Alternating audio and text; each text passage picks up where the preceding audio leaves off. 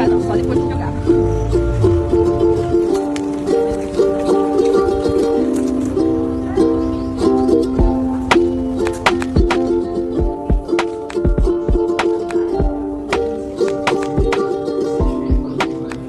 Vem se materializando, e aí eu vou pedir para que duas pessoas que você conhece muito para entrar aqui para fazer essa proposta.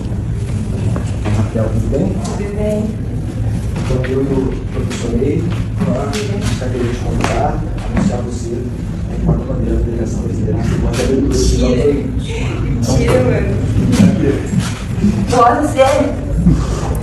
Caraca, mano.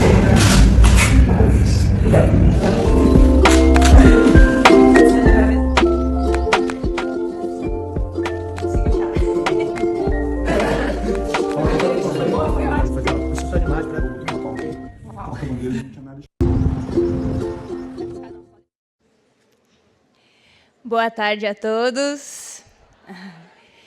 Bom, reforçando, né, me apresentando, eu sou Raquel Cohen, atleta das Iaras, atleta de rugby. Eu passei por um tratamento de câncer de mama e o resultado final foi a honra de poder carregar nossa bandeira na abertura dos Jogos Olímpicos. Então, passar agora... contar para vocês um pouquinho de como foi esse passo a passo, de como eu consegui dar essa volta por cima para chegar no maior palco esportivo do mundo. Então, inicialmente, eu sempre tive uma preocupação muito grande com o autoexame do câncer de mama. A minha mãe, ela acabou descobrindo um câncer ainda quando ela era jovem, considerando os padrões normais de quando uma mulher tem um diagnóstico de câncer. A minha mãe foi diagnosticada aos 42 anos. Então, eu sempre tive essa preocupação com o autoexame. E quando a gente estava na nossa preparação para a Olimpíada de Tóquio, que acabou sendo postergada, que foi em 2021, por causa da pandemia, e nesse momento pré-competição, eu palpei um caroço, achei um pouquinho estranho na minha mama direita, conversei com toda a equipe médica, e eles falaram que, em primeiro momento, eu não precisaria me preocupar. Até chegando lá em Tóquio, eu passei com a nossa ginecologista, ela fez o exame palpativo ali na hora e falou, por enquanto, tranquilo, pode competir, foca na tua competição. Quando a gente voltar para o Brasil, a gente examina um pouquinho mais a fundo. Aí competimos, conseguimos sair lá de Tóquio com o 11º lugar, ganhamos o último jogo contra o Japão, voltamos, beleza. Aí eu fui fazer os exames. Eu fiz inicialmente um ultrassom, e do ultrassom já me encaminharam diretamente para a biópsia. Aí eu fiz a biópsia desse caroço e, como resultado, quando eu passei com um mastologista, foi constatado como fibroadenoma. Então, inicialmente, não era nada que precisasse se preocupar, mas o mastologista disse que era bom a gente seguir monitorando a cada 6 meses. Infelizmente, em 6 meses, eu não consegui retornar no mastologista por questões que a gente estava ainda com problemas com o nosso plano de saúde, ainda não estava tudo certo. E acabou que esses 6 meses se tornaram quase 1 ano, quando eu refiz o exame. E, nesse próximo exame, esse caroço tinha quase dobrado de tamanho. Aí eu voltei com o mastologista, ele falou, olha, é normal ele ter aumentado de tamanho, mas seria bom se a gente tivesse a oportunidade de retirar esse caroço. Quando eu passei em consulta com ele, estava no meio da temporada, então, infelizmente, ele falou que para a cirurgia de retirada desse caroço eu precisaria ficar 3 semanas sem fazer nenhum tipo de esforço de membro superior. E durante competição, infelizmente, 3 semanas para um atleta de alto rendimento não é tão simples assim. Aí eu falei, beleza, se a gente tiver a oportunidade, a gente vai fazer essa retirada. Aí, 1 mês depois, numa etapa do circuito mundial, eu acabei tendo uma lesão no joelho. Voltei para o Brasil, confirmou que eu tive ruptura do ligamento cruzado anterior do joelho, que para nós são 9 meses de recuperação, então é um período bem longo que tu fica afastado do campo. E eu já entrei em contato com o mastologista e falei, olha, acabei sofrendo uma lesão do joelho, agora a gente tem tempo, podemos fazer essa cirurgia de retirada. Aí eu retirei o caroço, e esse caroço inteiro foi para a biópsia, e quando voltou, constatou encapsuladas células cancerígenas. Aí, quando eu voltei na consulta com ele, ele falou, olha, agora a gente precisa de um pouquinho mais de atenção, porque tinham células cancerígenas, mas elas estavam encapsuladas. Então, teoricamente, as margens todas estavam livres, tu não tem mais câncer. Mas vou te passar com o setor de oncologia, porque tu vai ter que fazer um tratamento agora. Aí ele me deu a sugestão de fazer a mastectomia bilateral preventiva, que para mim foi a minha escolha, né? Eu optei por fazer ela. E também todas as margens estavam livres, eu já não tinha nada contaminado. Passei com o setor de oncologia. Inicialmente eu ia fazer só um tratamento com bloqueadores, que é o que eu faço atualmente. Mas a gente teve que fazer vários exames prévios antes de começar esse tratamento com bloqueadores. E nesses exames a gente encontrou uma metástase, um foco secundário desse câncer no osso externo. Aí, quando eu fui passar na consulta com a oncologista, ela falou, ela estava toda preocupada, ela falou assim, então, Raquel, agora a gente tem... foi constatado que tem um foco de câncer, a gente vai ter que tratar ele, vai ter que fazer químio, vai ter que fazer rádio. Aí eu falei para ela, beleza, qual que é meu próximo passo? O que eu preciso fazer agora? Ela, essa vai ser a tua reação? Isso que tu vai me perguntar? Eu falei, claro, eu preciso saber o que eu preciso fazer para que eu esteja bem o mais rápido possível. Aí ela me explicou as sessões de quimioterapia que eu precisaria fazer, que eu precisaria passar com a radioterapeuta, e tudo organizado certinho, em todas as consultas. Sempre a minha pergunta para ela era, qual que é o meu próximo passo? O que eu preciso fazer para estar bem? Uma das coisas durante todo o processo de tratamento que eu sempre carrego muito comigo, todos os valores do rugby. E um deles que eu tenho muito forte é a disciplina. Eu perguntei para um oncologista o que eu deveria fazer para que eu tivesse menos efeitos colaterais possíveis. A minha mãe, durante o processo que ela fez de quimioterapia, ela inchou muito, todo o corpo dela teve muita retenção de líquido. E eu perguntei para o oncologista, o que eu preciso fazer para que aconteça o mínimo possível?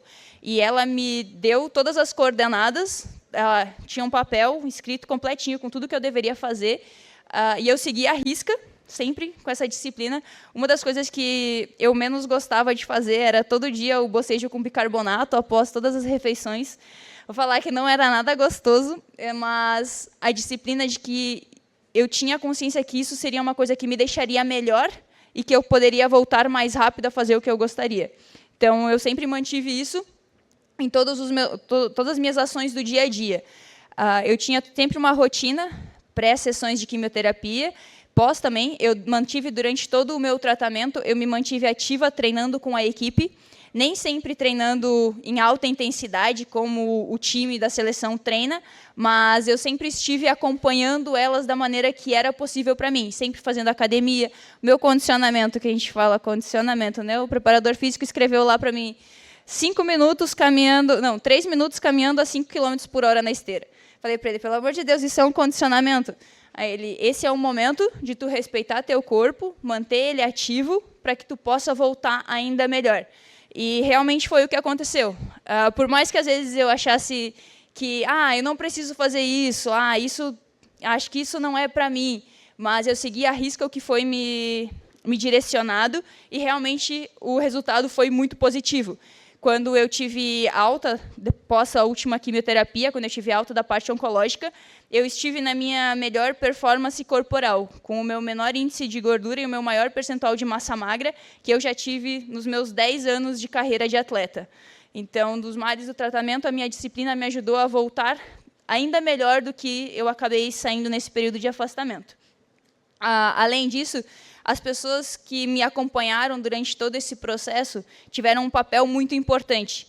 Tanto todo o time, eu moro aqui em São Paulo, numa casa com outras 8 atletas, e elas sempre estiveram dispostas a me ajudar em tudo que eu precisasse. Durante o tratamento, tinha dias que eu não tinha vontade de fazer minha comida, mas uma das meninas falava, Raquel, o que tu pode comer? Eu vou preparar a tua janta. Eu não estou com fome, não quero, não precisa. Não, essa não é a resposta que eu quero. Eu vou fazer isso e isso. Tu pode comer? Eu posso. Então, elas faziam comida, deixava tudo pronto. Eu tenho sessão de químio. Eles não me deixaram ir dirigindo, porque falaram que os efeitos poderiam me deixar meio ruim na volta. Porém, graças a Deus, nunca tive nenhum efeito colateral que me prejudicasse. Mas eu ia, a minha mãe sempre me acompanhou, e na volta, uma das meninas ia me buscar. Após a última quimioterapia, elas foram com um carro cheio de pessoas, foram de moto, com um cartaz, a gente atravessou São Paulo inteiro buzinando para todo mundo para contar que era a minha última quimio. Elas foram, tipo, incríveis. E mesmo nessa volta, durante ainda o tratamento, eu tinha que... Uma coisa que eu pedi para todas as meninas que era levar o processo com muita leveza. Quando eu reuni o grupo para contar que eu tinha descoberto o câncer, que eu ia realmente ter que fazer um tratamento invasivo, a primeira reação de todo mundo foi baixar a cabeça, ficou aquela energia meio pesada. Falei, cara, não quero ninguém com cara de velório, não quero ninguém com cara tipo de chateado. Aproveita esse momento e faz como a gente sempre faz, leva com alegria, faz piada, aproveita esse momento. E a resposta delas a isso foi, uma das meninas me olhou assim, Raquel, acho que sem os peitos tu até pode correr mais rápido.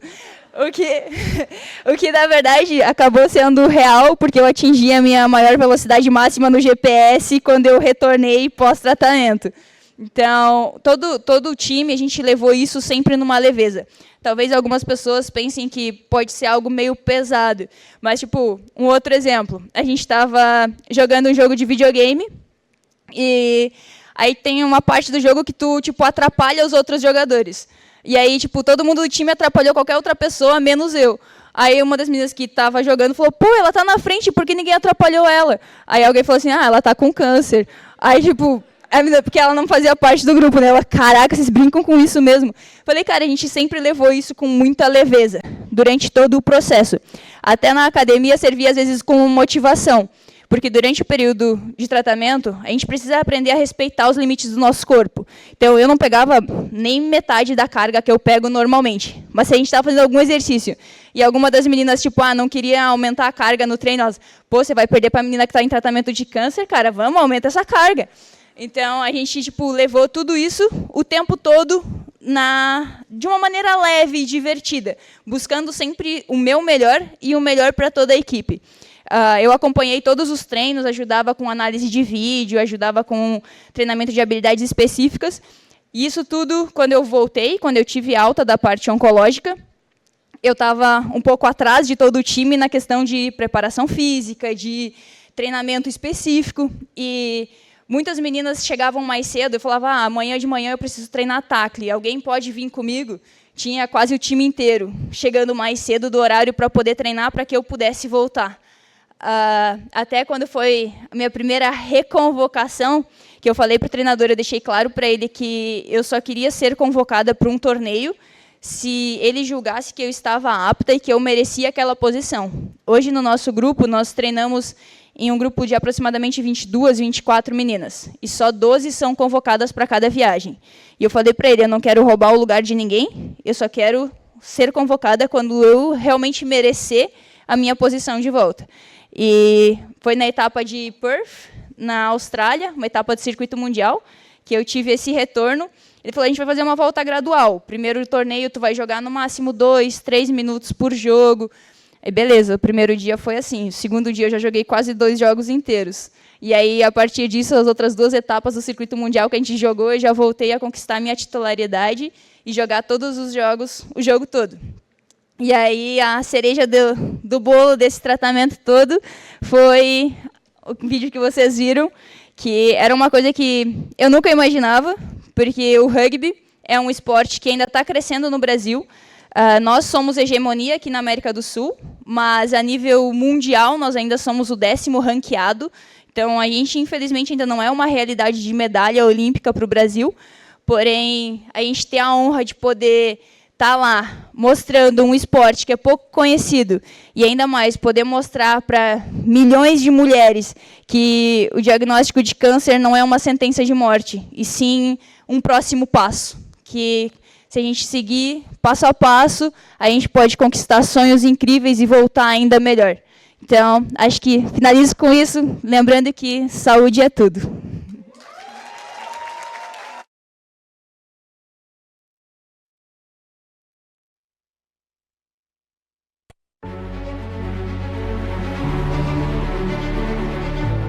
Nós da Johnson & Johnson acreditamos que saúde é tudo.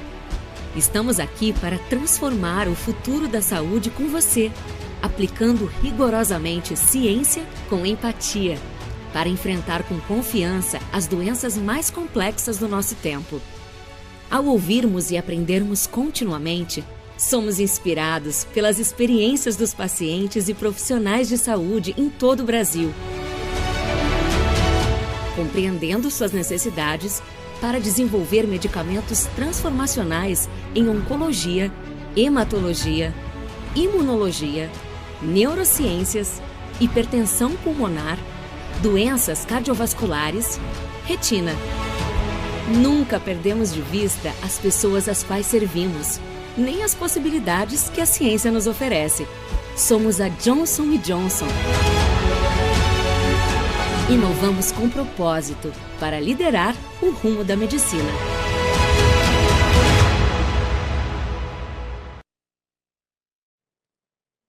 Muito boa tarde a todos. Eu queria fazer uma perguntinha antes de abrir aqui o nosso simpósio. Não passou o vídeo completamente, tem como resolver, porque ficou congelado aqui na tela. Depois a gente repassa, então. Então, vamos lá. Bom, muito boa tarde a todos. Quero escutar um boa tarde bem forte. Boa tarde! Ai, que delícia, é um prazer estar aqui com vocês.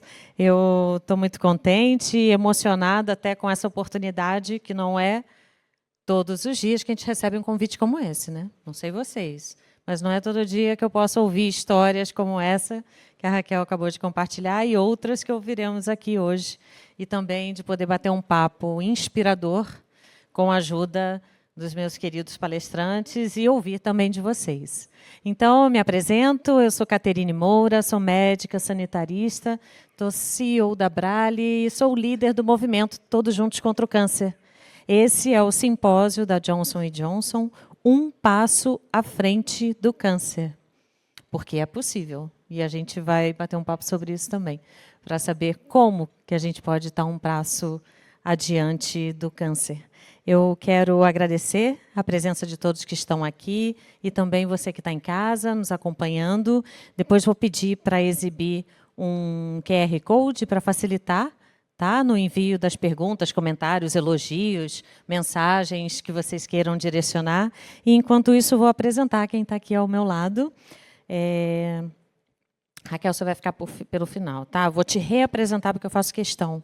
Na minha leitura, aqui do meu ladinho, por favor, recebam com muito carinho o Dr. Ângelo Maiolino, médico hematologista, professor de hematologia da UFRJ, no Rio de Janeiro, e presidente também da BHH, Associação Brasileira de Hematologia, Hemoterapia e Terapia Celular. Seja muito bem-vindo. Todo mundo aqui merece palmas calorosas, hein? Capricha. Capricha no próximo.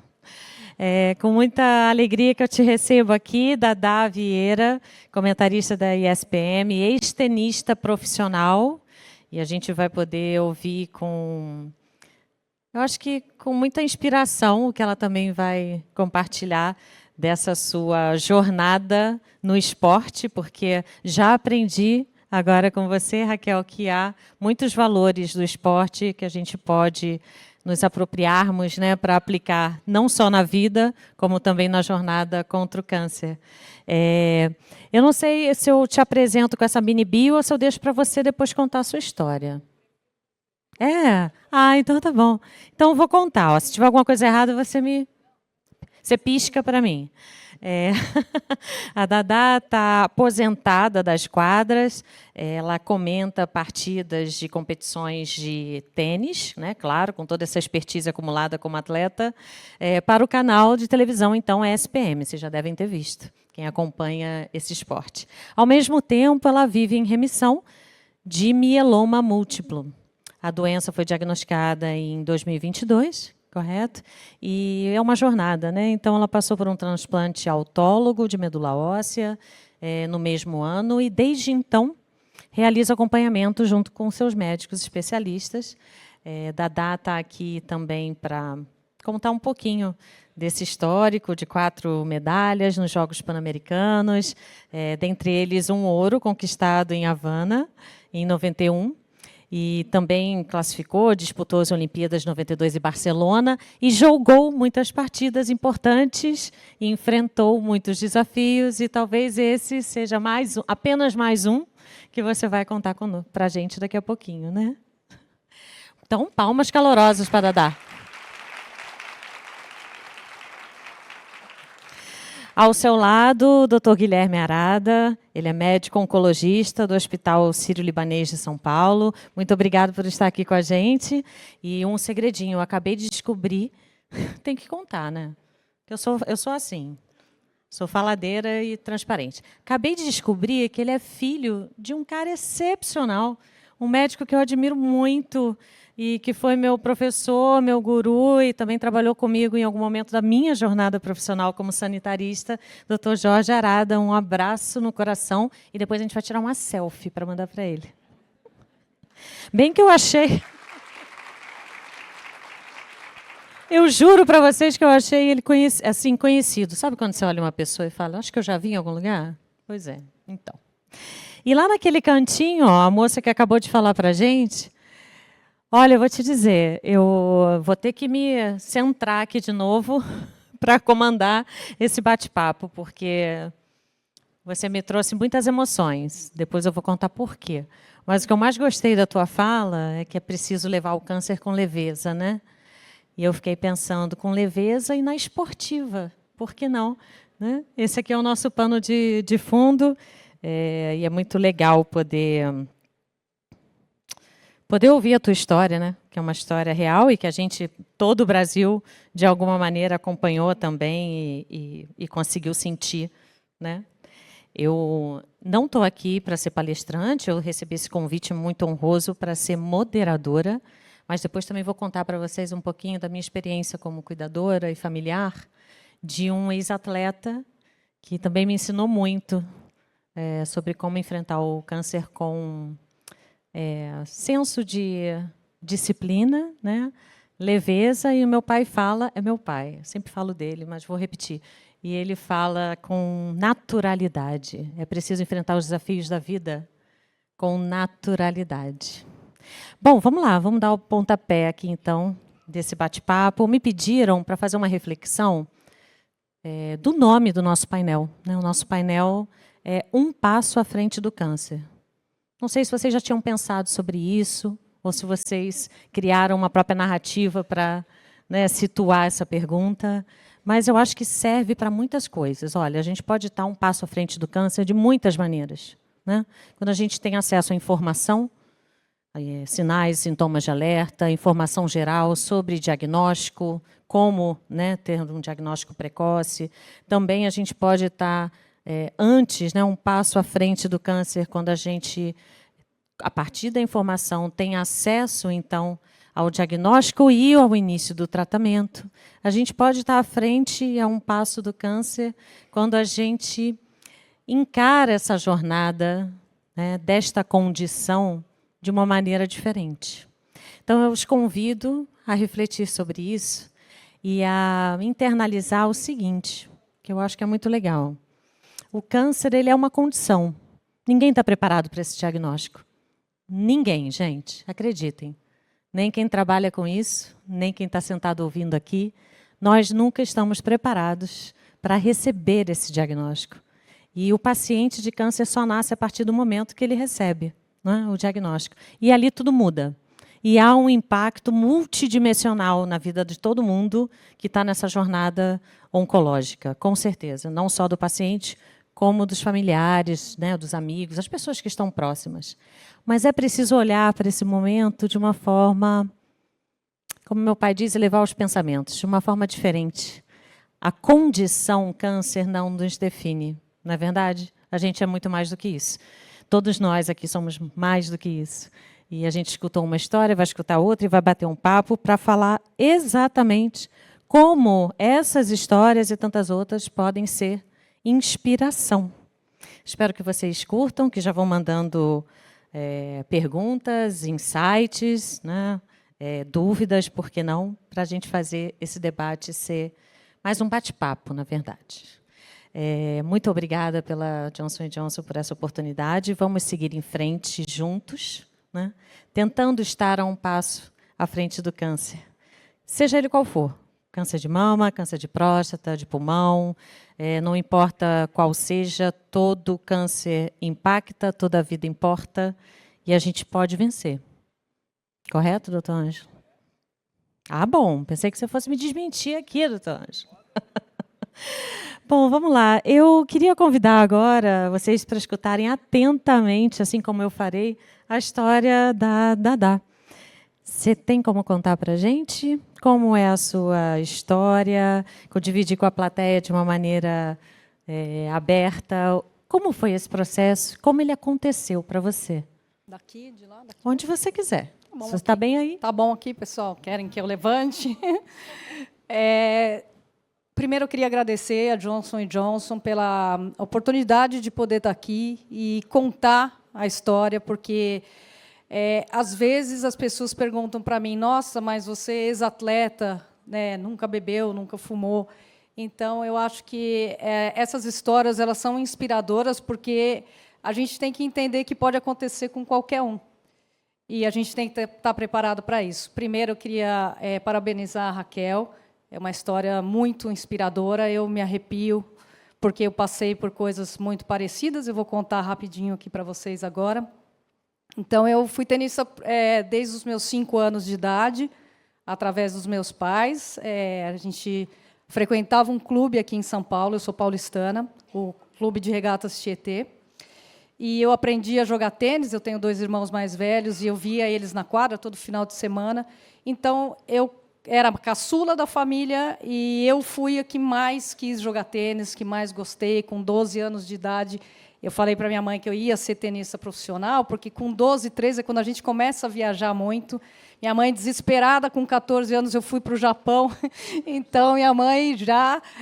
mas é isso que você quer, filha? Então, assim, com 14 anos, já sabia que eu queria ser tenista profissional. E eu estou falando de 30 anos atrás, porque... 30, 40 anos atrás, porque hoje em dia muita gente vê tênis e conhece tênis, que passa o tempo inteiro na TV. A gente tem a Bia Haddad hoje como uma referência de atleta. Bom, e a história começou que eu tive uma carreira muito boa como um profissional de tênis. Eu tive em 70 do mundo aos 18 anos. Participei de Pan-Americano, Olimpíada, todos os grandes slams. Então, foi uma história muito legal. E em 2022, eu descobri, porque eu fiz um exame de rotina, eu tenho hipotireoidismo, e eu faço um acompanhamento a cada 6 meses para ver se está tudo bem. E foi num exame de rotina que apareceu uma anemia. E a gente achou que fosse uma coisa normal, porque uma anemia, falta de ferro. E começou-se a investigar o porquê da anemia. E como, mesmo sendo ex-atleta, eu acho que depois vai acontecer com a Raquel, a gente não para. Então, quer fazer ginástica, quer jogar tênis, você sempre está em atividade. E eu vou dizer assim, eu não senti um cansaço para dizer, eu não estou me sentindo bem. Eu tive algumas coisas, eu tenho um cachorro, e o cachorro bateu na minha costela um dia, eu fiquei com a costela doendo por muito tempo, achei que aquilo fosse normal, é um cachorro grande. Então, aquilo foi só uma, e depois, outro dia, eu fui jogar tênis, senti um pouco de dor nas costas, mas, para tenista, é uma coisa completamente normal, uma dor nas costas, qualquer atleta, né? Então, fica difícil também. Continuamos investigando, até que me mandaram a um hematologista, e eu vou ser sincera com vocês, nossa, mas hematologista? Né? E eu fui ao hematologista, e ela pediu vários exames, e continuou, né, a anemia e outros exames, e ela falou assim para mim, olha, tem toda a característica de ser uma doença autoimune, ela falou para mim, mas a gente vai precisar fazer mais exames, pode ser um mieloma múltiplo. Eu falei, mas o que é isso? Ela falou, é um câncer. Eu nunca tinha escutado falar. Falei, bom, tá bom, vamos lá.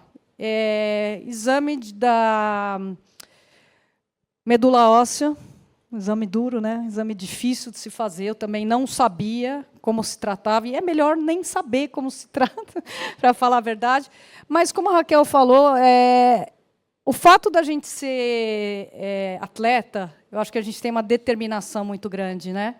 E o diagnóstico em si, ou quando a gente está tentando entender o que está acontecendo com a gente, a nossa cabeça funciona de uma maneira muito forte, muito positiva, que a gente aprendeu tudo isso desde criança, a gente teve, e a doutora falou também, e a Raquel também, eu acho que a disciplina é uma coisa que eu aprendi desde muito cedo. Então, a primeira coisa é justamente essa, o que a gente tem que fazer, porque, na minha cabeça, tudo que precisasse fazer, eu ia fazer. né? Então, eu fiz o exame da medula óssea e deu mieloma múltiplo. Assim que eu fiquei sabendo, e a minha reação também foi, lógico, fiquei preocupada. A minha reação foi, eu quero começar o meu tratamento o antes possível. A gente depende de plano de saúde, né? Mas eu tive uma sorte muito grande de encontrar pessoas que eu digo que a equipe que tratou de mim são verdadeiros anjos. Dr. Felipe Bachur, eu tenho que falar o nome dele, amigo do doutor aqui presente, doutor Ângelo. E, para mim, foram anjos que apareceram na minha vida, e eu posso dizer para vocês que hoje está fazendo 2 anos do meu transplante, e eles são amigos meus. Se tornaram amigos de eu falar quase todas as semanas. E não falar de eu estou sentindo assim, ou como eu estou, né? Amigos de verdade, amigos, pessoas que tiveram que aparecer na minha vida. Então, bom, fui diagnosticada, comecei o meu tratamento coisa de 20 dias, foi tudo muito rápido, e eu acho que aí foi a maior sorte que eu tive. O mieloma múltiplo, e o doutor vai falar aqui, é um câncer que é difícil de ser diagnosticado, porque a dor nas costas, muita gente vai parar no ortopedista, demora muito tempo para saber exatamente o que é, e eu tive essa sorte, dentro de todo o problema, de ter um acompanhamento muito rápido, de começar um tratamento muito rápido. Eu passei por 3 meses de quimioterapia também, e era uma quimioterapia que não caía o cabelo, nesses 3 primeiros meses, me preparando para fazer o transplante. E, até então, era um passo de cada vez. Eu nem pensava lá para frente. Eu achava que eu tinha que tentar combater. E eu entendi, no momento que eu recebo o diagnóstico, que era o jogo mais difícil da minha vida, mas que eu estava pronta para brigar. E o que vinha na minha cabeça não vai ganhar de mim. Não vai. Se tornou como se fosse um jogo mesmo, né? Porque eu passei a minha vida disputando, eu passei minha vida brigando dentro de uma quadra, e não ia ser fora dela que alguma coisa ia me vencer. Eu tinha todas as forças para brigar. E eu acho que essa é a diferença. Como a Raquel falou, a gente não tem que receber esse diagnóstico como uma sentença de morte. A gente tem que brigar, a gente tem que lutar até o último momento. E talvez a gente tenha essa sorte de a gente ter a cabeça foi preparada desde criança para isso, né? De repente, uma pessoa que não é ex-atleta, mas pode desenvolver toda essa força que a gente teve a sorte de ter, toda a disciplina de treinamento, de viagem, de tudo que a gente fez. Querendo ou não, isso acaba ajudando demais. Mas qualquer um de vocês, qualquer pessoa que esteja passando por isso, e eu acho que hoje eu estou aqui por isso, não é fácil para mim relembrar, falar de tudo, das minhas dores, de todas as emoções, de toda a tristeza que eu tive quando eu descobri, ou durante o tratamento, porque não é uma coisa fácil, mas dizer que eu encarei tudo com a cabeça em pé, acreditando que eu ia combater, assim como qualquer um pode, porque eu aprendi que a cabeça ela comanda tudo. A forma que a gente lida com o problema é que a cabeça ela comanda, ela manda para o resto do corpo, e a gente entender. E uma coisa que eu fiz foi nunca me perguntar por que comigo. Eu nunca me fiz essa pergunta. Porque tinha que ser. Eu pus na minha cabeça, era para ser por algum motivo, e nós vamos vencer. A gente vai conseguir. E eu tive muito apoio de toda a minha família, que eu fui uma pessoa que não quis abrir para muita gente. Foram pouquíssimas pessoas que ficaram sabendo. Eu continuei o meu trabalho na TV, né? Só depois dos 3 meses de quimioterapia que eu fui fazer o meu transplante, que eu fiquei 21 dias internada. O transplante de medula óssea não é uma brincadeira, mas a gente também tenta levar da melhor forma possível, com leveza. O doutor pode explicar depois. Quando a gente faz o transplante, tem uma aposta, né, de quanto tempo vai demorar para a medula pegar. E eu tenho uma história muito interessante para falar para vocês, que o meu transplante ocorreu no dia de Nossa Senhora Aparecida. Então, foi um dia bem especial. Exato. E eu uso ela até hoje. Minha mãe me deu, e faz 2 anos que eu não tiro, porque foi uma coisa muito especial. E eu acertei quanto tempo ia durar para a minha medula pegar. Eu fui a única, eu fui no número 11, porque é meu número de sorte, e em 11 dias ele pegou. Então, na verdade, foi tudo muito... E depois eu fui para Aparecida, né? Foi um período muito duro. Eu fiz, né, a quimioterapia antes do transplante, é muito pesada. Aí, sim, caiu todo o cabelo. É um momento difícil, acho que para toda mulher, né, porque a mulher é vaidosa e tudo Com isso certeza. a gente tem que entender. Eu vou dizer, as pessoas falavam, não, mas você vai se curar, tá? Mas eu vou dizer que foi muito duro para mim. Foi muito difícil me ver careca, foi muito difícil. Eu não queria colocar peruca, eu usei um lenço, eu apareci na TV de lenço, que foi o momento que eu precisei contar para todo mundo. Eu fui nas redes sociais, eu não sou muito de rede social, mas eu tive que ir e contar, e muita gente se surpreendeu, porque eu não falei para ninguém. Nesse momento, eu já estava bem, né? Eu saio depois de 21 dias do hospital, vou para casa e começo uma recuperação muito lenta. Eu sou uma pessoa extremamente agitada, e eu não conseguia. O Felipe falava para mim, meu médico, não é possível. Eu estava dentro do hospital e eu queria andar, eu queria fazer alguma coisa, e eu não conseguia. Então, era muito difícil para um ex-atleta escutar, você não pode fazer nenhum exercício físico, você não pode jogar tênis. Acho que isso foi uma das piores coisas que eu precisei aceitar, e eu precisei entender que eu precisava parar até eu ter a possibilidade de poder novamente jogar tênis, e eu ia conseguir fazer tudo isso. Então, eu chego na minha casa e eu falo assim, eu vou passar o aspirador, eu preciso fazer alguma coisa. Gente, eu levantei, peguei o aspirador, eu passei em meia sala, eu tive que sentar. Então, foi a primeira tentativa. Aí o tempo foi passando, eu andava com o cachorro um pouco, devagar, e tudo foi voltando até que veio a melhor parte.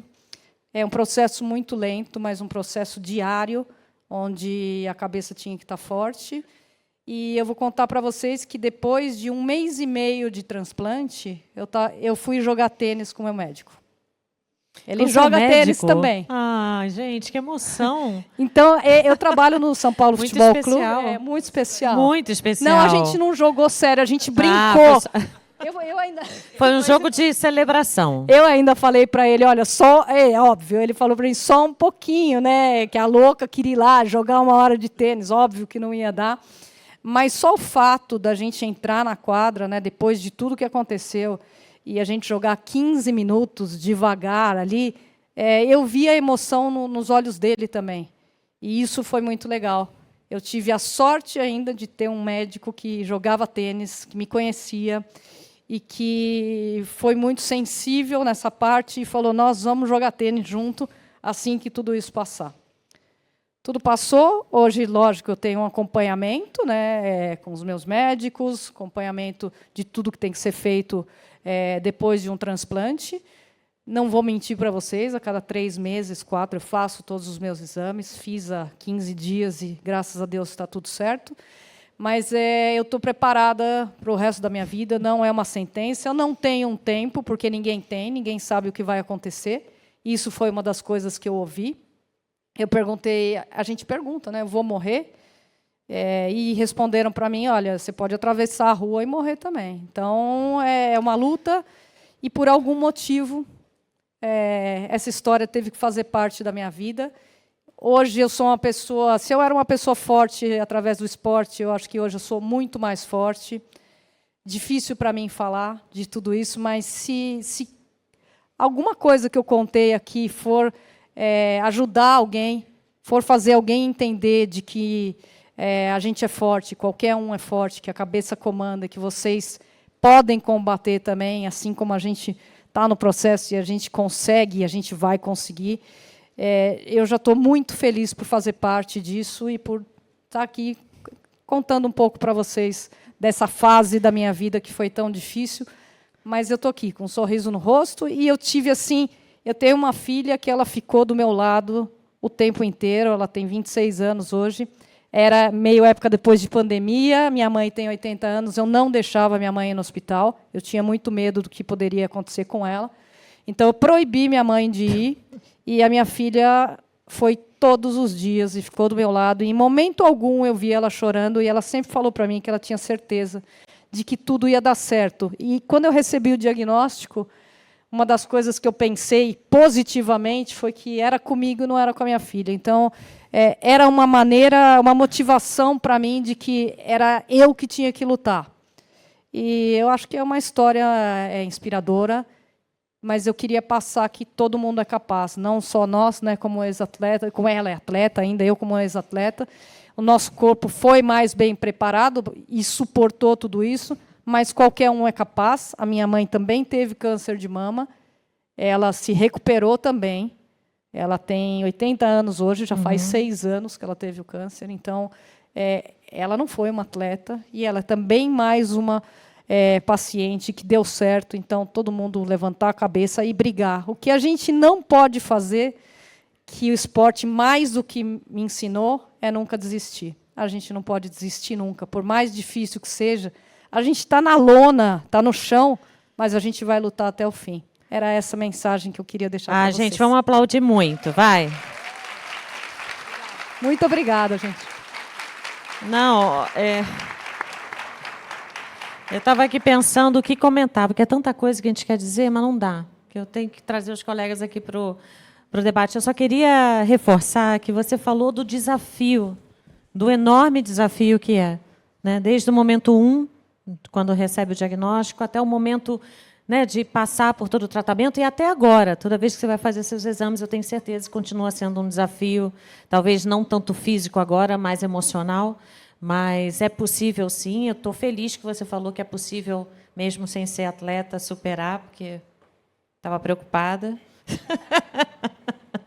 E queria só adicionar aqui que é super importante ouvir a história de vocês, porque traz para o mundo real. Existe também muito preconceito, estereótipos, tabus, imagens que a gente projeta, né? A gente também, que não é atleta, faz uma ideia, às vezes, muito equivocada, não é? De que a pessoa, por ser atleta profissional e estar no controle de sua saúde, ou melhor forma física, não é passível de passar por uma situação como um câncer. E isso não é verdade, né? Na minha vivência, na minha casa, não como médica, como filha, o que meu pai fala para mim é assim, ele me dá muitas lições.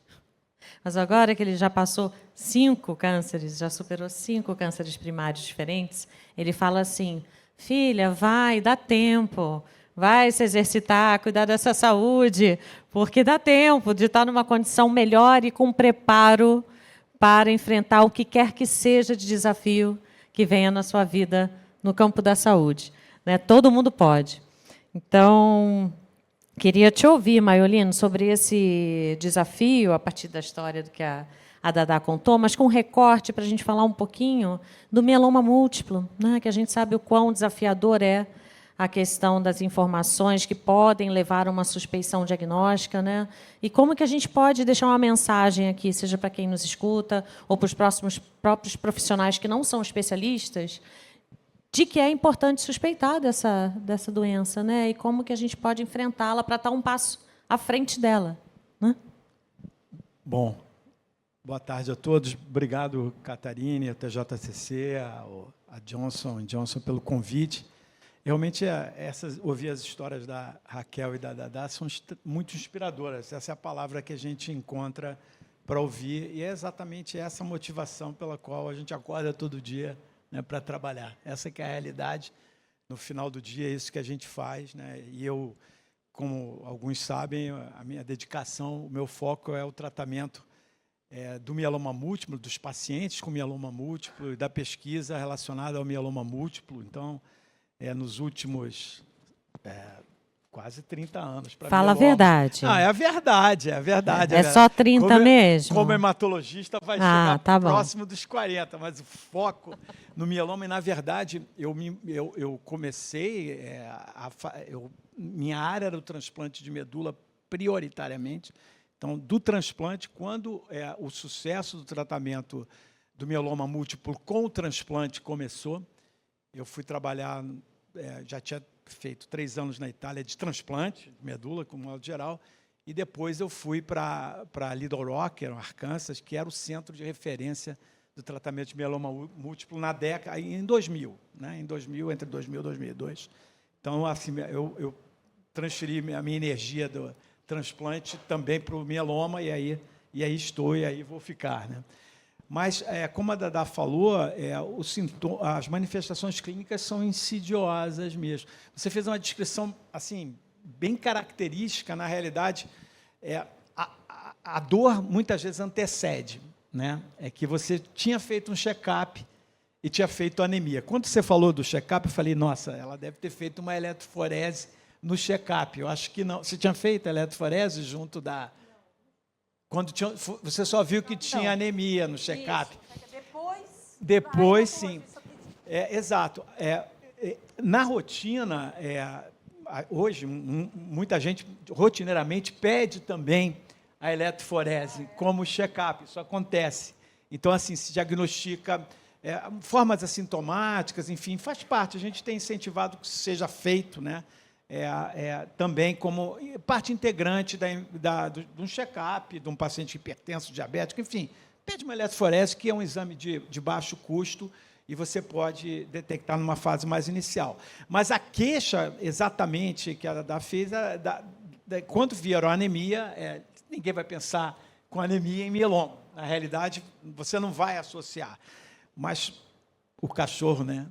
Esse foi, olha, ele foi direitinho ali, no lugar, né? E no lugar, e que doeu muito. Imagino que tenha doído bastante. E o que não é normal, né? Porque o cachorro, ele é grande, ele bate, mas doeu a minha costela foi um doeu ponto demais. de atenção para você. Doeu chamou demais. atenção. Chamou atenção, exatamente. Doeu demais. E ali, e essas histórias, elas são relativamente frequentes desse tipo de dor, né? Principalmente a famosa dor nas costas. Mas quem vai pensar em mieloma para toda pessoa que se queixa de dor nas costas, né? Eu vou contar uma história engraçada, rapidinho. Rapidinho, eu dei uma hein? entrevista Rapidinho. uma vez e falei sobre dor nas costas e tal. Aí era a época que ainda tinha jornal impresso, e tinha um jornal desses populares no Rio de Janeiro. Quando eu cheguei na banca de jornal, estava escrito: especialista afirma, dor nas costas é câncer. Eu não tinha falado nada disso. E assim, o consultório começou a tocar. Nem tanto, nem tão pouco, né, Tomailino? Nem tanto, nem tão pouco. Então, assim, mas a dor, realmente, e particularmente na coluna, é uma manifestação clínica frequente. Então, na realidade, essas queixas, né? E, claro, além disso, tem a manifestação, a doença renal, que, felizmente, acredito que a tua função renal sempre foi normal, não teve problema nenhum. O cálcio pode estar aumentado, exatamente por causa da doença óssea. Então, às vezes, alguns pacientes chegam com hipercalcemia importante e que tem que ser tratado. Mas, talvez, eu imagino que a gente vai falar um pouco mais depois do tratamento. Hoje, a gente pode dizer que um dos maiores progressos no tratamento de câncer que existe hoje é exatamente no tratamento do mieloma múltiplo. Não só com o transplante, mas com as novas terapias. Então, isso... a gente vai voltar nelas, então, já. E mais um motivo, né? Eu tive, e aí eu tenho... o meu médico fala muito disso também. É mais uma coisa positiva, né? Exatamente. Um momento... Esse momento. Por isso. Esse é um momento totalmente diferente. Tem mais de 30, Catarina. Eu sabia que tinha mais de 30. Tem mais de 30. Fiz uma conta aqui... Mas há mais de 30, né, quando eu era residente, quase chegando próximo dos 40, realmente era uma outra realidade. Quando eu fui para Little Rock em 2000, a realidade começava a mudar de forma significativa. E muito importante a gente falar sobre isso. Isso a gente né? vai falar. Nem câncer é uma sentença de morte, nem as coisas ficam estáticas. Então, seja há 30 anos atrás, como o doutor Maiolino falou, ou a menos, quando eu fui residente, os tratamentos evoluem, né? Existe uma evolução da ciência, uma evolução da biotecnologia, justamente para aprimorar as alternativas terapêuticas. A questão continua sendo sempre a mesma, que é acesso, e não o desenvolvimento de novas terapias. Mas vamos progredir aqui no bate-papo. Eu queria ouvir o Guilherme agora, o doutor Guilherme. Queria falar um pouquinho de tumores sólidos, né? Para a gente... conectar. Então, tumores como mama, tumor de pulmão, enfim, os que vocês bem conhecem são os mais usuais, né? A gente tem acompanhado muitos debates sobre a medicina de precisão também para esses tumores sólidos, né, que tem uma relação com esse passo de chegar, talvez, no momento certo, de uma forma mais assertiva, né, para promover um tratamento mais eficiente, mais eficaz, né? Fala um pouquinho para a gente como que é e por que é tão importante que os pacientes estejam cientes, né, cada vez mais dos sinais e sintomas diagnósticos e também das alternativas de terapêuticas para tratamento de câncer. E fala um pouquinho dessa medicina de precisão em oncologia.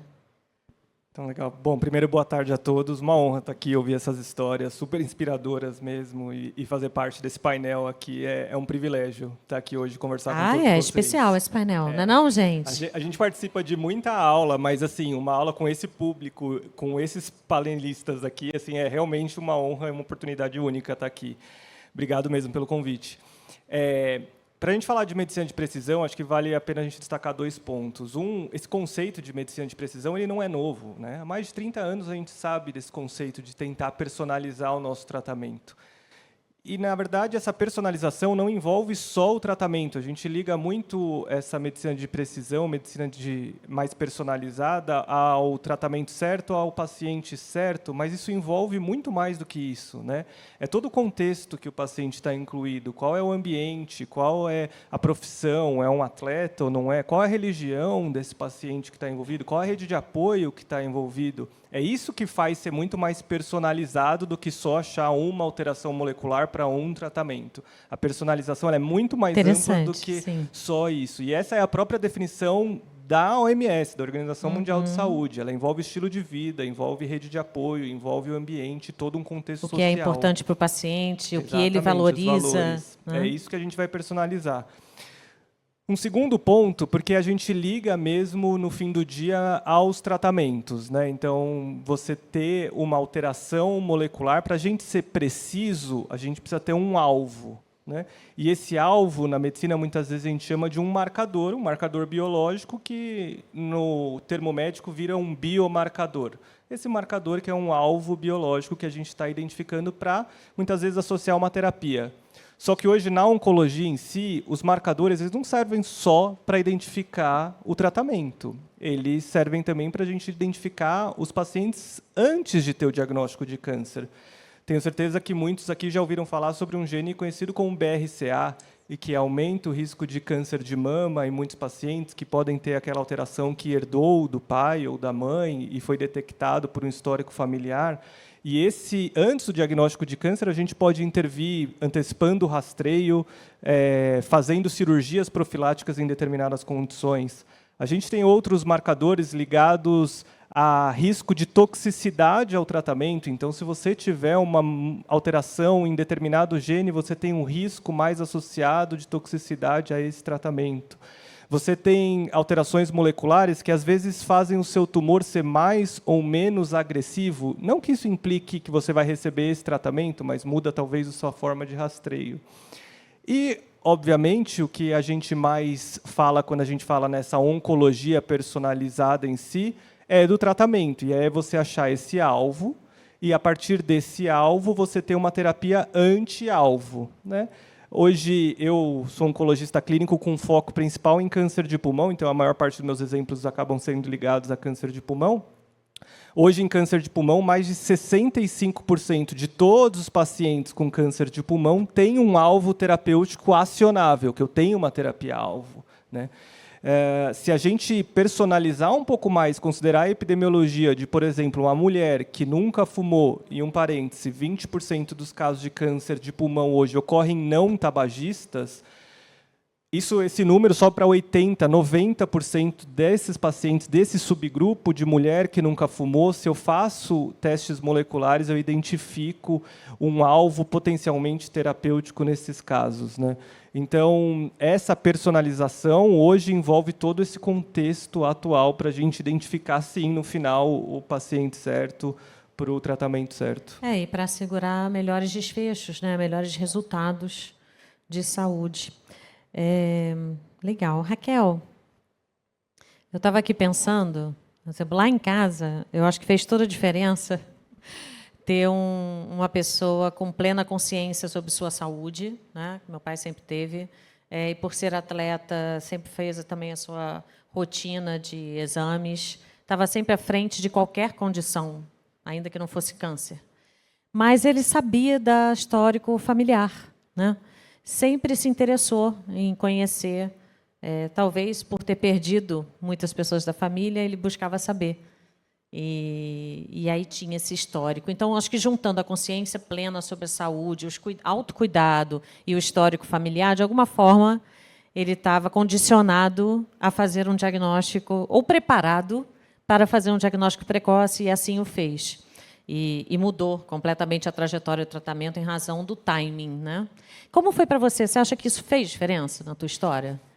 Com certeza fez muita diferença. Na verdade, assim, a mãe da minha mãe, ela faleceu antes do meu pai conhecer a minha mãe.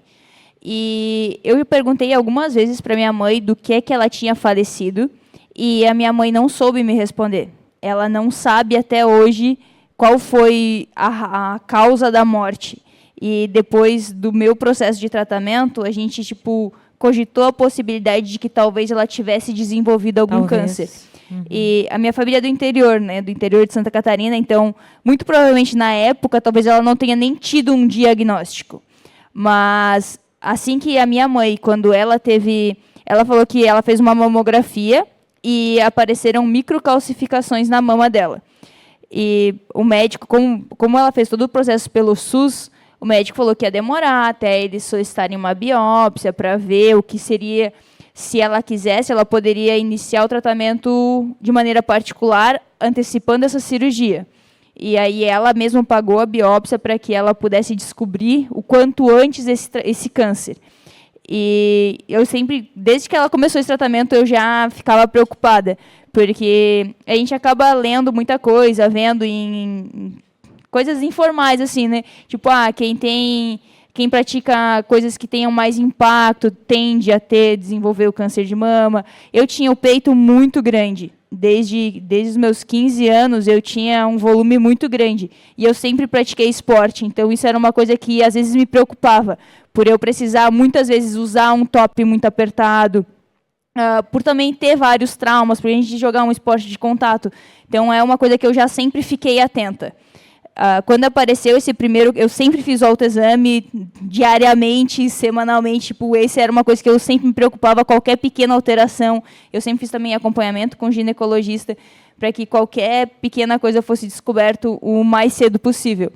E até quando esse caroço apareceu, não que eu tenha associado ele ao câncer, mas eu logo já pensei, eu quero descobrir o que é antes de ser qualquer coisa mais grave. Né? Você tinha isso no Exatamente. seu pensamento. E esse histórico fez total diferença, por eu já ter essa preocupação. Eu falei, bom, se minha mãe já teve mais cedo do que seria o normal, então eu preciso estar muito atento a isso. E acho que uma coisa que eu tento passar muito para as pessoas, não só no mês de outubro, que é o mês de conscientização, mas o ano inteiro, a importância do autoexame.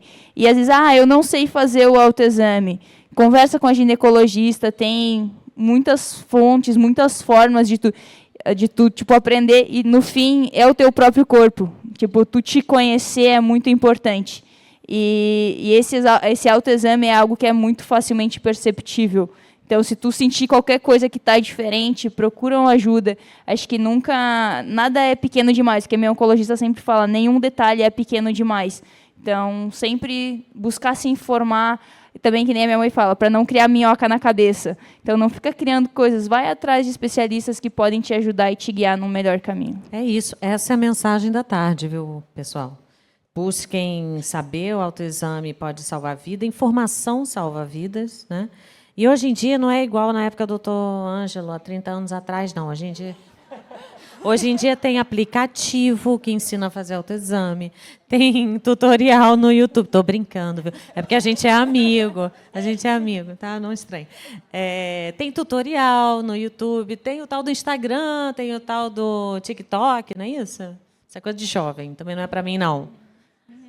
Mas tem tudo, gente. Tem tudo. E tem aqui, ó, depoimentos também que impactam e que faz você ir para casa pensando, será que está em dia meu autoexame? Então, se não tiver, hoje é o dia de fazer. Olha, eu queria adicionar aqui um pouco de informação, né, alguns números, voltando um pouquinho para a questão dos cânceres hematológicos, né?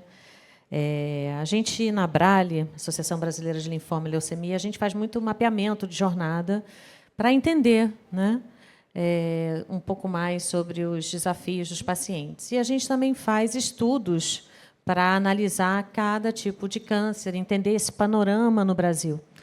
Então, eu queria trazer um pouco os estudos que estão disponíveis no Observatório de Oncologia.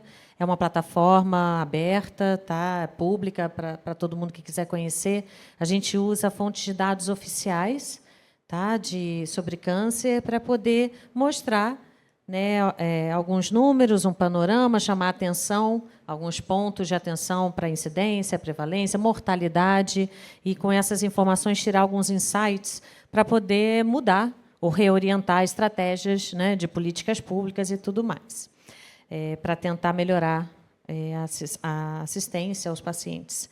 Então, a gente tem muitos desafios no caso do mieloma, até por isso, né, Maiolino, tem muito pouco dado, né, público, e o Brasil também tem muito pouco dado sobre mieloma múltiplo. A gente tem lá, depois vocês podem dar uma olhadinha no observatório, a gente tem vários estudos por tipo de câncer.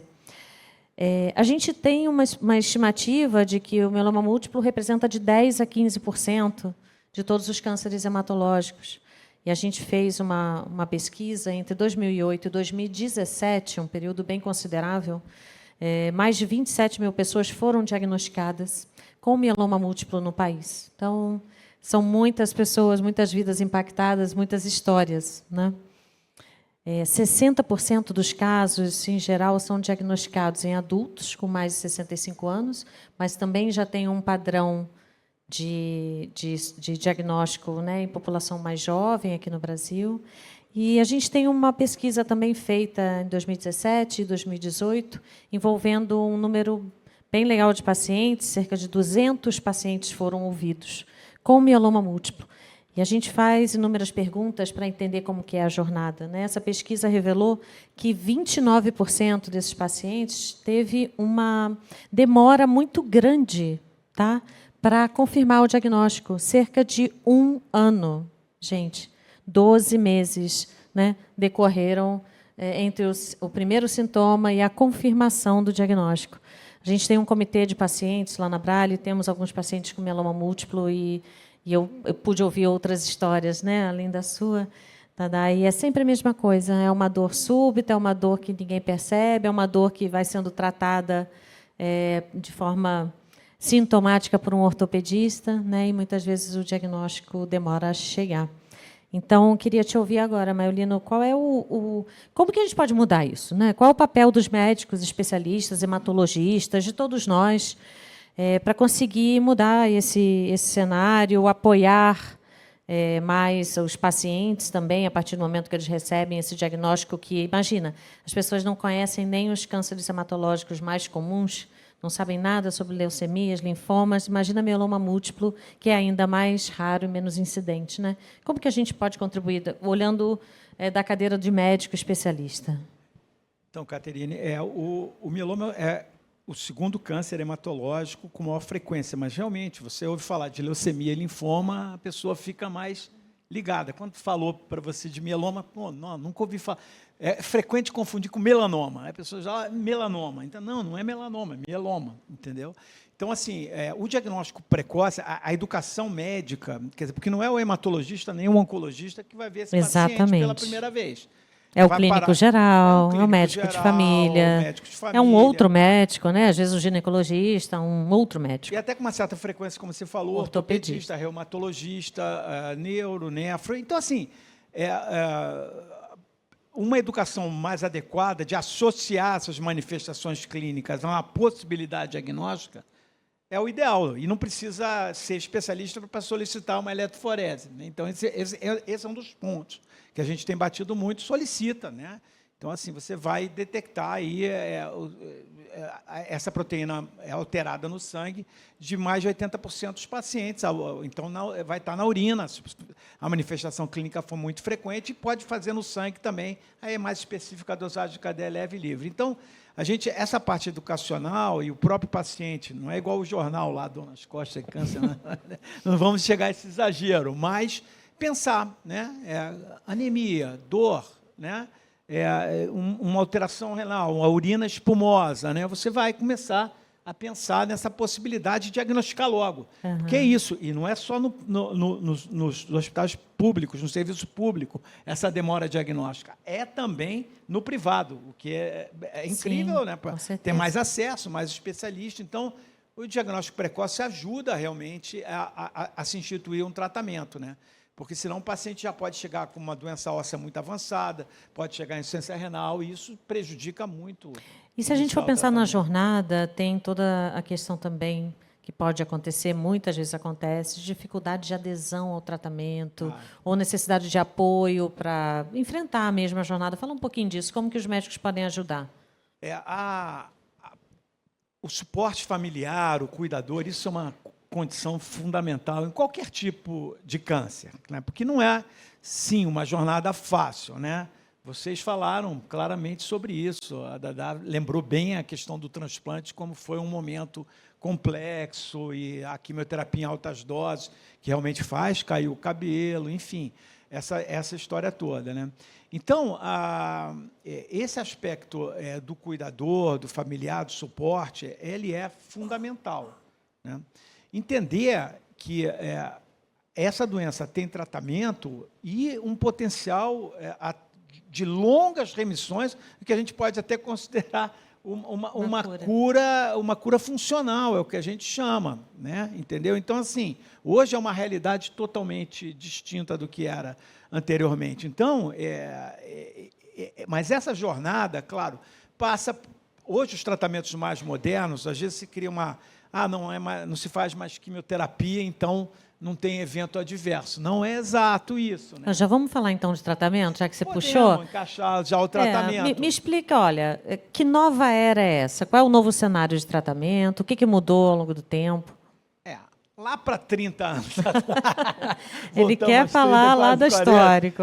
O que se tinha antes era a quimioterapia convencional. Isso eram os medicamentos quimioterápicos sintéticos, agentes alquilantes, por exemplo, melfalano, ciclofosfamida, uma combinação de poliquimioterapia que a gente fazia. Quando chegou o transplante, aí na final da década, o transplante autólogo, isso é importante ressaltar, esse não é o transplante de doador, né? É o transplante onde o paciente é submetido a um processo de filtragem do sangue e coleta das células do tronco, né? As células que vão produzir o sangue, ela circula depois de estimulada, você guarda essas células, faz uma mega quimioterapia, devolve essas células, como a Dada falou, no dia D11, né? Pegou a medula, recuperou o neutrófilo, então é quase como um processo mágico, mas essa quimioterapia é que vai dar cabo do mieloma. Então, o transplante continua sendo um tratamento muito importante, mas a ele se juntou, para aumentar até a eficácia desse tratamento, alguns agentes que a gente pode considerar, né, como medicina de precisão, né? Eu não vou falar imunoterapia? É tudo nome um monte complicado. É imunoterapia. Aí você tem várias classes de imunoterapia. Os imunomoduladores, né, que é onde está a lidomida, a lenalidomida. Outra classe, os inibidores do proteasoma, onde está o bortezomib, o carfilzomib. Uma terceira classe, que são os anticorpos monoclonais, que estão os anticorpos anti-CD38, daratumumab, isatuximab. E agora, ainda temos aí, nesse arsenal terapêutico, a presença dos anticorpos biespecíficos, né? Então, anticorpos anti-BCMA, GPRC5D, já temos 3 aprovados no Brasil, né? E mais a terapia com células CAR-T. Então, sim, que a gente está debatendo, inclusive, aqui, em vários painéis, e todo mundo tem acompanhado, até nos meios de comunicação, né, nas mídias mesmo, esses novos tratamentos e o CAR-T e tudo mais. Mas acho que, para nós, aqui importa saber o seguinte, a pergunta que não quer calar para você é a seguinte, fala um pouquinho desses novos tratamentos e E o impacto na vida do paciente, né? Aumenta a sobrevida, aumenta a qualidade de vida. Na verdade, panorama. O uso desses medicamentos, como são classes distintas, em combinação, e nos vários momentos, né? Na terapia inicial, na eventual retorno da doença, você tem lá essas combinações de tratamento com uma eficácia tremenda, né? Então, você combina esses medicamentos de classes distintas e faz esse tratamento, né? Então, a duração de resposta mudou tremendamente e o tempo em que os pacientes, a maioria dos meus pacientes, assim, 15, 20 anos desde o diagnóstico, né? Então, você considera até uma cura funcional, né? Óbvio, né? Esses pacientes estão livres de mieloma há mais de 20 anos, né? E pacientes mais idosos. Antigamente, você ter um diagnóstico com um paciente de 75, 80 anos era impactante. Hoje em dia, esses tratamentos têm uma eficácia muito comprovada também nesse grupo de pacientes idosos, né? Então, assim, não são isentos de eventos adversos. Claro, tem que ter o manejo. claro. E, né, Catarina, eu acho que a gente vai falar sobre isso. A grande questão é a questão do acesso, né? Sim. Esse é o ponto. Mas antes O da gente, eterno ponto, né? antes da gente mover de tema ainda sobre evolução nos tratamentos, né? Eu sei que você já mencionou um pouquinho, Guilherme, doutor Guilherme, mas é mais ou menos o mesmo conceito quando a gente pensa lá nos tumores sólidos e no de pulmão e tudo mais. A gente está falando que essa evolução terapêutica também traz mais tempo, qualidade de vida, sobrevida para os pacientes? Em geral, é assim? É bem parecido, fazendo o paralelo também dos últimos 30 anos. Também esse tratamento personalizado em oncologia, tumores sólidos, também começou lá na década de 70 com os inibidores anti-hormonais de câncer de mama. Essa talvez tenha sido a primeira personalização de pacientes que tinham a expressão desses hormônios, e aí eu tenho como bloquear esses hormônios. E é o que a gente utiliza até hoje. O que mudou e que a gente evoluiu muito é que a gente primeiro conseguiu evoluir muito nos testes diagnósticos moleculares e muito mais profundo nessa avaliação molecular de identificação desses testes. Isso também trouxe um acesso maior a esses testes, porque os custos antes eram inatingíveis, e agora a gente tem um acesso, embora ainda seja uma barreira, mas muito mais acessível do que era antigamente, e com isso personalizou por novas terapias. Então, em câncer de pulmão, depois, de novo, trazendo como exemplo, a primeira terapia-alvo foi desenvolvida por um gene que chama EGFR, e esse ano, em 2024, faz 20 anos dessa primeira terapia-alvo ser aprovada para uso clínico. É um ano muito importante para nós oncologistas torácicos esse ano, porque foi a primeira vez que se teve uma terapia-alvo para o câncer de pulmão, e isso abriu uma caixa de Pandora. Hoje a gente tem mais de 15 genes já bem identificados, com mais de 40, 50 terapias. E mais do que isso, a gente evoluiu também nas formas como as terapias foram desenvolvidas, as terapias-alvos, né? Como o Dr. Ângelo citou, a gente tem várias formas de você utilizar esse mesmo alvo, e você pode combinar isso, você pode, algumas utilizar por comprimido, outras por forma endovenosa, né? E isso permitiu, e aí eu vou fazer esse paralelismo aqui que a gente está nesse momento esportivo, com que o jogo, no final do dia, é muito individual de cada paciente. Com certeza. O vencer esse jogo não é cura. Cada um é único. Cada um está ligando a algum valor, né? E essas terapias, o vencer, muitas vezes, é você dar mais qualidade de vida, é você dar mais tempo de vida. O vencer é uma avó ver a formatura de um neto, o nascimento de um neto, é estar bem para um almoço no domingo com a família. Esse é a vitória ali naquele jogo, né? E essas terapias mais precisas, é isso que elas acabam permitindo. Muitas vezes associado a uma melhor tolerância, mas nem sempre, mas com manejos de eventos adversos que devem ser identificados, e com mais tempo, com mais qualidade de vida próximo aos seus pares, né? Sim, e falando de jogo, agora para trazer vocês duas para essa próxima rodada de bate-papo, porque esse tempo está quase acabando. Eu vou ignorar nesse momento esse tempo, para a gente poder continuar. Independente, né, do esporte coletivo, do esporte individual ou do timing no esporte, eu estava aqui pensando que, de fato, enfrentar esse desafio do tratamento, do diagnóstico oncológico, não é algo que se faz sozinho, né? Vocês já comentaram um pouco da rede de apoio, da importância da família, não é mesmo? Nós sentimos, na prática, a gente que trabalha com inúmeros pacientes, a gente sente que a comunidade de pacientes, né? People like me, né? Patients like me, também dá muito apoio, ou seja, o contato entre pacientes da mesma doença, né, da mesma condição, ajuda muito a escutar outras histórias e se reconhecer naquele processo. Queria que vocês comentassem um pouquinho sobre isso, né?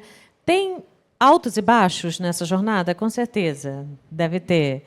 E ela não foi caminhada sozinha, né? Foi uma caminhada compartilhada. Fico pensando o que você pensou, por exemplo, Raquel, naquela hora que você estava aqueles passinhos lá, a gente vendo na TV, você como embaixadora do Brasil nas Olimpíadas em Paris, né? A gente naquela emoção te vendo. O que será que você pensou naquele momento? Na verdade, sim, vou pegar uma coisa que a Dada falou sobre a força do nosso pensamento. E uma coisa que a minha mãe me ensinou muito foi sempre ver uma oportunidade em cada dificuldade. Então, acho que isso eu carrego muito na minha vida sempre. E durante todo esse processo de tratamento, foi isso que me motivou a sempre querer, talvez, descobrir o que era para acontecer. E o tratamento de câncer, ele, na verdade, me gerou muitas oportunidades. Vou dizer assim, hoje eu me considero uma pessoa muito melhor. Eu aprendi a viver muito melhor cada momento, a aproveitar melhor as pessoas que estão ao meu redor, a realmente dar valor a coisas que antes eu achava que isso é normal, isso acontece todo dia. Mas de realmente dar valor a muitas coisas. E naqueles passos, eu acho que foi bem isso. Porque eu nunca na minha vida, meu sonho desde criança, eu até perguntei um dia para minha mãe, desde quando que eu falo para ti que eu quero ser atleta? Ela falou, eu só não vou dizer que foi a primeira palavra que tu falou, mas desde que tu começou a caminhar, tu sempre falou que tu ia ser atleta da seleção. Como pode isso, né? Então, impressionante. Eu sempre tive esse sonho. E quando eu tive a oportunidade de jogar minha primeira Olimpíada na Rio 2016, foi cheguei no ponto mais alto que um atleta pode jogar. Estou jogando a maior competição, o maior evento esportivo. Mas eu tinha ciência de que era num esporte pouco conhecido. Nunca se passou pela minha cabeça poder ter a honra de carregar uma bandeira. Porque se a gente pegar historicamente, quem são os atletas que têm essa honra? São atletas medalhistas olímpicos, são atletas de grande renome. E de todo esse processo, essa foi uma oportunidade que o câncer me deu, de poder mostrar para muitas pessoas que a gente pode, sim, ter essa superação e chegar ainda num lugar mais alto que tu nem imaginaria que tu algum dia poderia estar. Então, acho que é isso. De cada dificuldade, também falo, pela lesão do joelho. A lesão do ligamento cruzado, para a gente, é horrível. É a pior lesão no rugby, sim, porque demora muito tempo. Mas, se eu não tivesse sofrido essa lesão, eu não teria descoberto o câncer. Exatamente. Então, acho que tudo tem o seu momento e tem o porquê de acontecer. E eu acredito muito em energias. Uhum. Então, eu também sempre falo que Deus nunca nos dá um fardo maior do que a gente pode carregar. Ele está nos preparando para algo muito maior. Então, acho que essa aqui é a linha de pensamento que eu sempre utilizo e que me faz ser quem eu sou hoje. Muito bem.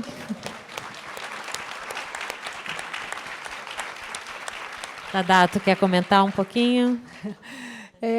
Esse final da Raquel foi muito importante, porque Deus não dá o fardo maior, mas eu já avisei ele que tá bom já. Chega por hoje, e realmente eu pensei isso já, porque a gente ouve muito isso, né, como atleta. Não, vai lá, se tá te dando, porque você consegue. Ok, eu consigo, mas eu já conversei. E cada vez que eu vou fazer meus exames, eu converso de novo. Eu estou sendo o mais sincera possível com vocês, porque é real isso. Deus, já deu, eu já sou forte, eu já provei jogando tênis, eu já provei... Tá bom, me deixa um pouco em paz.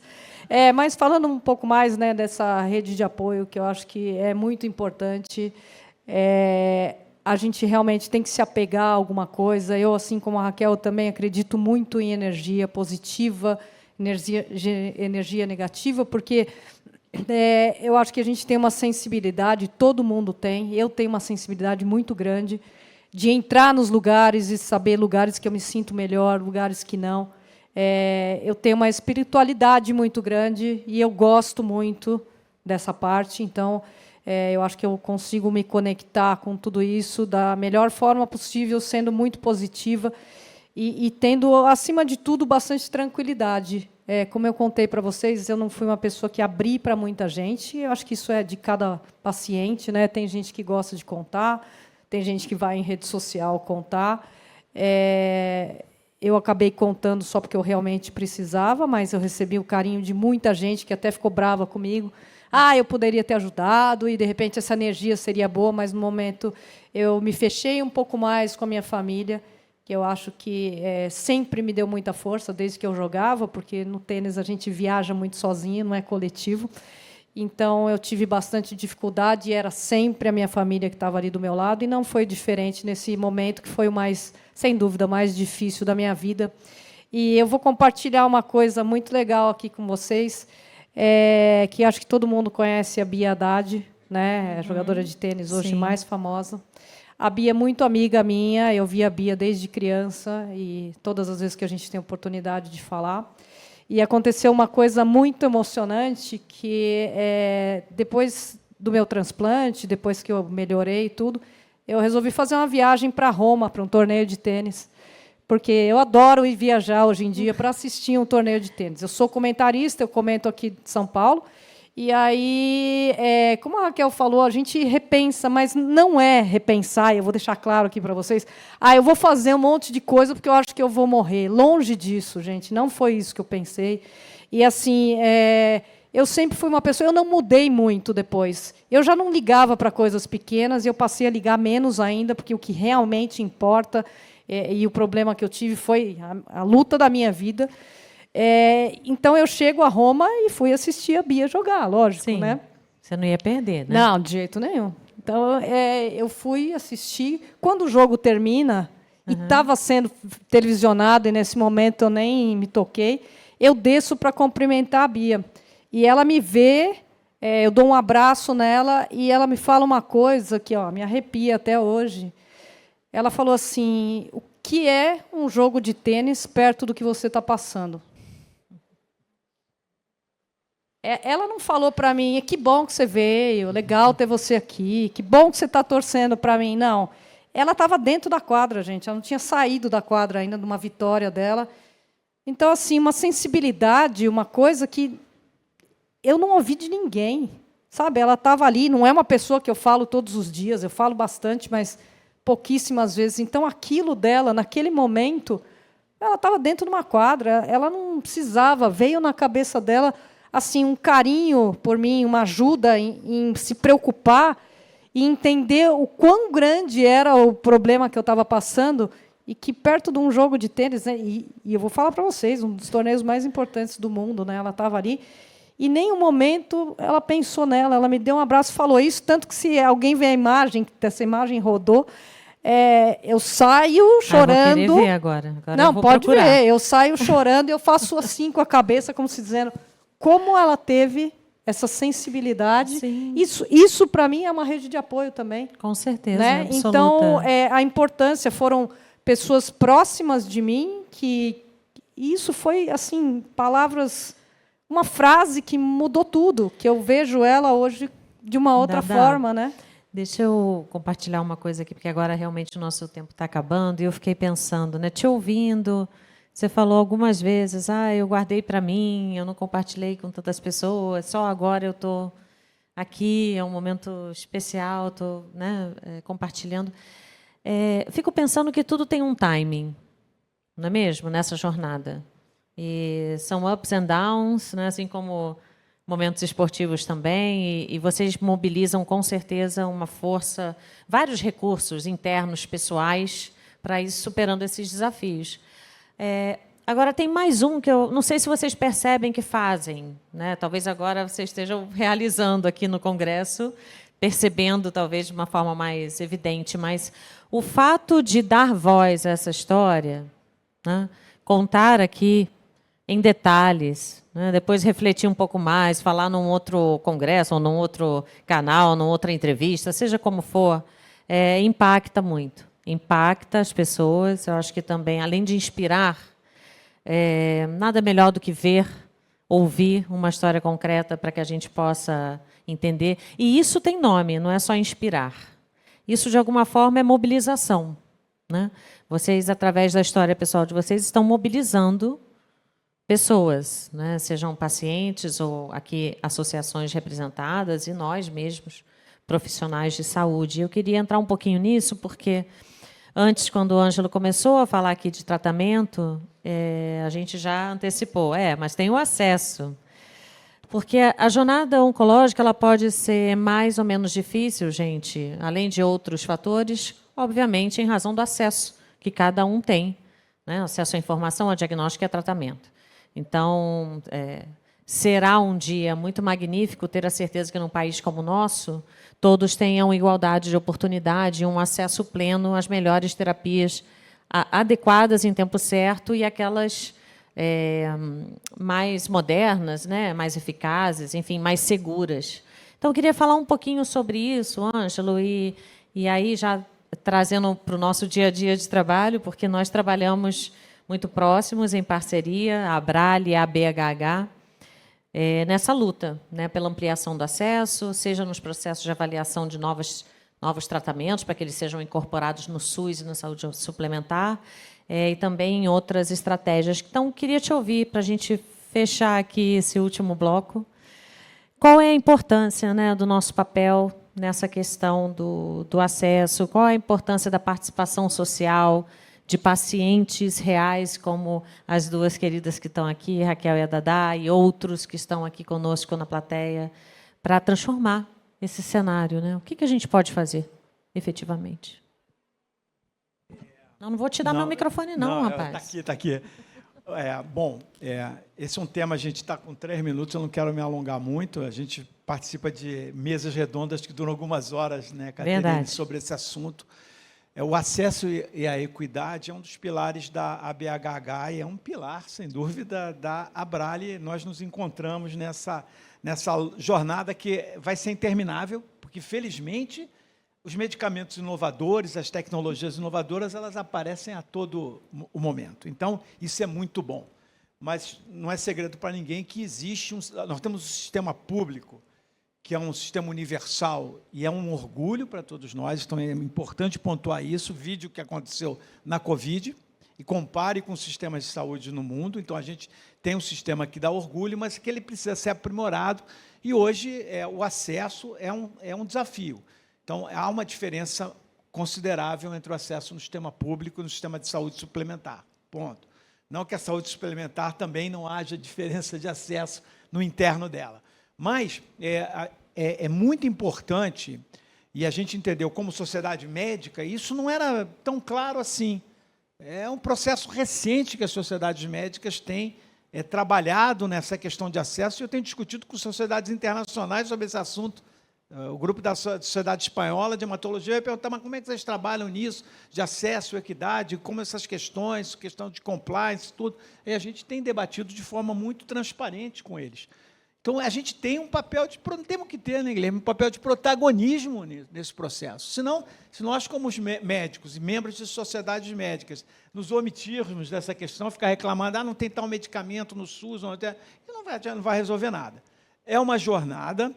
A participação da sociedade pública, do público em geral, a gente tem os processos de consulta pública, né? Sim. Que frequentemente a gente fala, olha, participem. Se engajem no processo de consulta pública, é muito importante. A consulta pública muda tudo. Quando você tem uma recusa na Conitec, uma recusa de um oncológico oral na ANS, já tivemos casos de reversão por conta da participação da sociedade. Então, esse engajamento pode fazer muita diferença. Então, é um processo contínuo, tá, pessoal? A gente vai trabalhar continuamente. E a gente está sempre de olho. Vocês estão e a gente também. Tanto a Abrale quanto a BHH.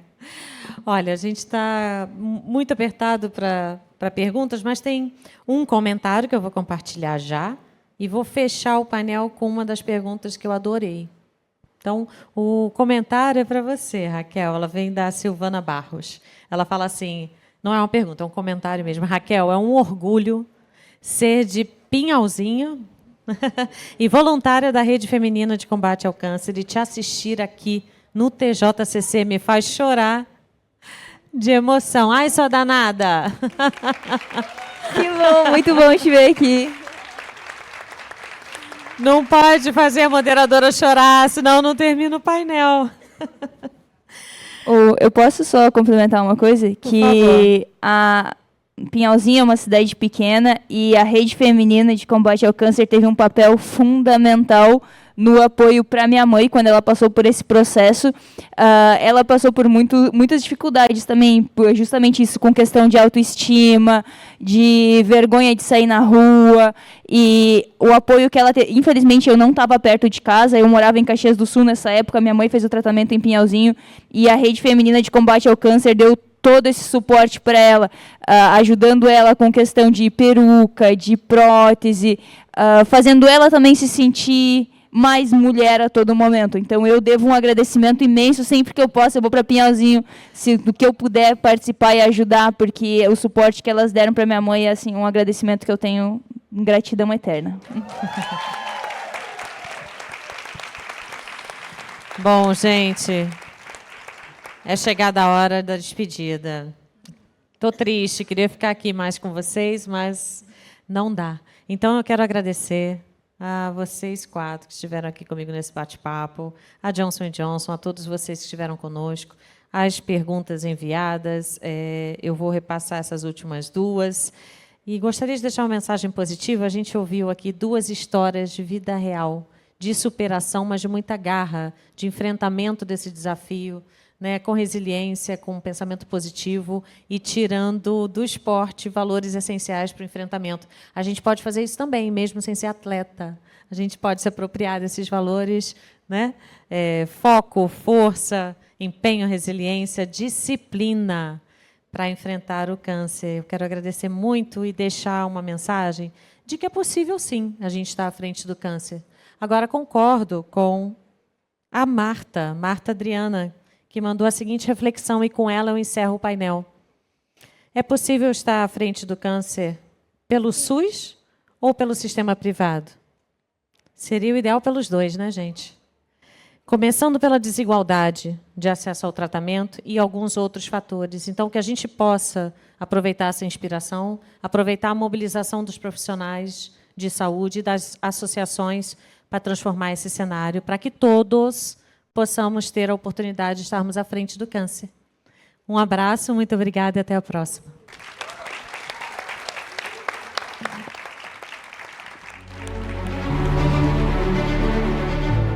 Nós da Johnson & Johnson acreditamos que saúde é tudo. Estamos aqui para transformar o futuro da saúde com você, aplicando rigorosamente ciência com empatia, para enfrentar com confiança as doenças mais complexas do nosso tempo. Ao ouvirmos e aprendermos continuamente, somos inspirados pelas experiências dos pacientes e profissionais de saúde em todo o Brasil,